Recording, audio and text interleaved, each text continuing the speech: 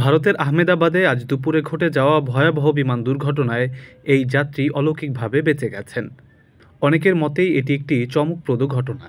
এনডিটিভির প্রতিবেদনে বলা হয়েছে, এই যাত্রী ছিলেন বিমানের 11A নম্বর সিটে।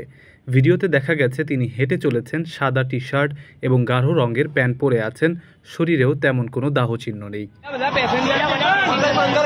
এয়ার ইন্ডিয়ার লন্ডনগামী ফ্লাইট AI-171 আহমেদাবাদ থেকে উড্ডয়নের কয়েক মিনিটের মধ্যেই বিধ্বস্ত হয়। বিমানটি তখন প্রায় 825 ফুট উচ্চতায় ছিল। হঠাৎ করেই এটি নিচে নামতে শুরু করে। পাইলট দুর্ঘটনার ঠিক আগে মেডে সংকেত পাঠিয়েছিলেন।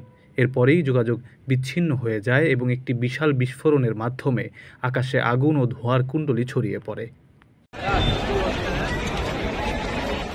এ ঘটনায় একজন যাত্রীর বেঁচে যাওয়ার খবর দুর্ঘটনাটিকে আরও নাটকীয় এবং বিস্ময়কর করে তুলেছে।